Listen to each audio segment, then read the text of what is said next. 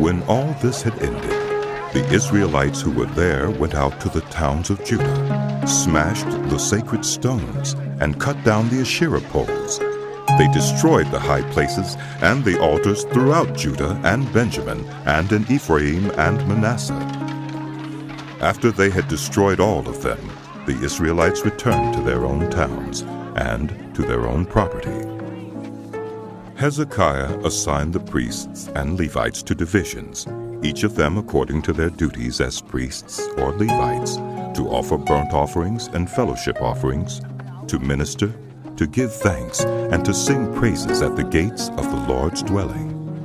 The king contributed from his own possessions for the morning and evening burnt offerings, and for the burnt offerings on the Sabbaths, at the new moons, and at the appointed festivals, as written in the law of the Lord. He ordered the people living in Jerusalem to give the portion due the priests and Levites, so they could devote themselves to the law of the Lord.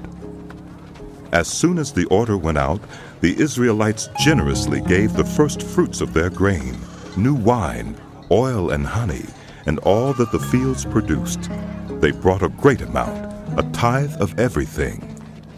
The people of Israel and Judah who lived in the towns of Judah also brought a tithe of their herds and flocks, and a tithe of the holy things dedicated to the Lord their God, and they piled them in heaps. They began doing this in the 3rd month and finished in the 7th month. When Hezekiah and his officials came and saw the heaps, they praised the Lord and blessed his people, Israel. Hezekiah asked the priests and Levites about the heaps, and Azariah, the chief priest from the family of Zadok, answered, "Since the people began to bring their contributions to the temple of the Lord, we have had enough to eat and plenty to spare, because the Lord has blessed his people, and this great amount is left over." Hezekiah gave orders to prepare storerooms in the temple of the Lord, and this was done. Then they faithfully brought in the contributions, tithes, and dedicated gifts.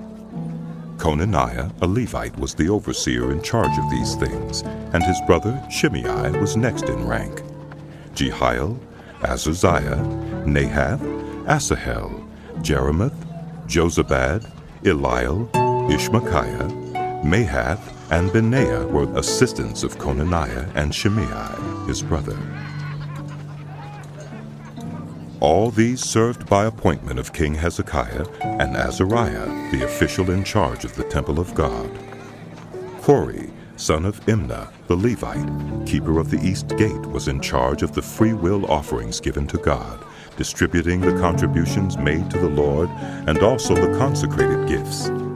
Eden, Miniamin, Jeshua, Shemaiah, Amariah, and Shechaniah assisted him faithfully in the towns of the priests, distributing to their fellow priests according to their divisions, old and young alike. In addition, they distributed to the males 3 years old or more whose names were in the genealogical records, all who would enter the temple of the Lord to perform the daily duties of their various tasks, according to their responsibilities and their divisions.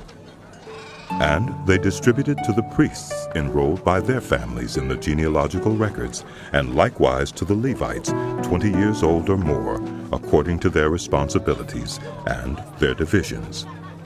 They included all the little ones, the wives, and the sons and daughters of the whole community listed in these genealogical records, for they were faithful in consecrating themselves. As for the priests, the descendants of Aaron who lived on the farmlands around their towns, or in any other towns, men were designated by name to distribute portions to every male among them, and to all who were recorded in the genealogies of the Levites. This is what Hezekiah did throughout Judah, doing what was good and right and faithful before the Lord his God. In everything that he undertook in the service of God's temple, and in obedience to the law and the commands, he sought his God and worked wholeheartedly, and so he prospered. After all that Hezekiah had so faithfully done, Sennacherib, king of Assyria, came and invaded Judah. He laid siege to the fortified cities, thinking to conquer them for himself. When Hezekiah saw that Sennacherib had come and that he intended to make war on Jerusalem, he consulted with his officials and military staff about blocking off the water from the springs outside the city, and they helped him. A large force assembled and blocked all the springs and the stream that flowed through the land. Why should the kings of Assyria come and find plenty of water? They said. Then he worked hard repairing all the broken sections of the wall and building towers on it. He built another wall outside that one and reinforced the terraces of the city of David. He also made large numbers of weapons and shields. He appointed military officers over the people and assembled them before him in the square at the city gate, and encouraged them with these words: Be strong and courageous. Do not be afraid or discouraged because of the king of Assyria and the vast army with him. For there is a greater power with us than with him. With him is only the arm of flesh, but with us is the Lord our God to help us and to fight our battles. And the people gained confidence from what Hezekiah, the king of Judah, said. Later, when Sennacherib, king of Assyria, and all his forces were laying siege to Lachish, he sent his officers to Jerusalem with this message for Hezekiah, king of Judah, and for all the people of Judah who were there. This is what Sennacherib, king of Assyria, says? On what are you basing your confidence? That you remain in Jerusalem under siege? When Hezekiah says, the Lord our God will save us from the hand of the king of Assyria, he is misleading you to let you die of hunger and thirst. Did not Hezekiah himself remove this God's high places and altars, saying to Judah and Jerusalem, you must worship before one altar and burn sacrifices on it? Do you not know what I and my predecessors have done to all the peoples of the other lands? Were the gods of those nations ever able to deliver their land from my hand? Who of all the gods of these nations that my predecessors destroyed has been able to save his people from me? How then can your God deliver you from my hand? Now do not let Hezekiah deceive you and mislead you like this.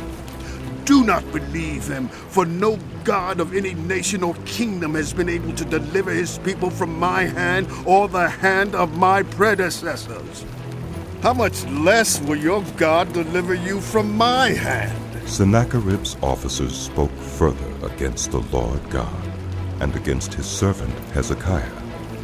The king also wrote letters ridiculing the Lord, the God of Israel, and saying this against him: Just as the gods of the peoples of other lands did not rescue their people from my hand, so the God of Hezekiah will not rescue his people from my hand. Then they called out in Hebrew to the people of Jerusalem who were on the wall to terrify them and make them afraid in order to capture the city.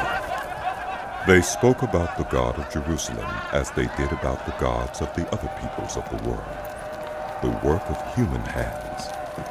King Hezekiah and the prophet Isaiah, son of Amos, cried out in prayer to heaven about this. And the Lord sent an angel who annihilated all the fighting men and the commanders and officers in the camp of the Assyrian king. So he withdrew to his own land in disgrace. And when he went into the temple of his God, some of his sons cut him down with the sword. So the Lord saved Hezekiah and the people of Jerusalem from the hand of Sennacherib, king of Assyria, and from the hand of all others. He took care of them on every side. Many brought offerings to Jerusalem for the Lord, and valuable gifts for Hezekiah, king of Judah. From then on, he was highly regarded by all the nations. In those days, Hezekiah became ill and was at the point of death. He prayed to the Lord, who answered him and gave him a miraculous sign. But Hezekiah's heart was proud, and he did not respond to the kindness shown him. Therefore the Lord's wrath was on him, and on Judah and Jerusalem. Then Hezekiah repented of the pride of his heart, as did the people of Jerusalem. Therefore the Lord's wrath did not come on them during the days of Hezekiah. Hezekiah had very great wealth and honor, and he made treasuries for his silver and gold, and for his precious stones, spices, shields, and all kinds of valuables. He also made buildings to store the harvest of grain, new wine, and olive oil. And he made stalls for various kinds of cattle, and pens for the flocks. He built villages and acquired great numbers of flocks and herds, for God had given him very great riches.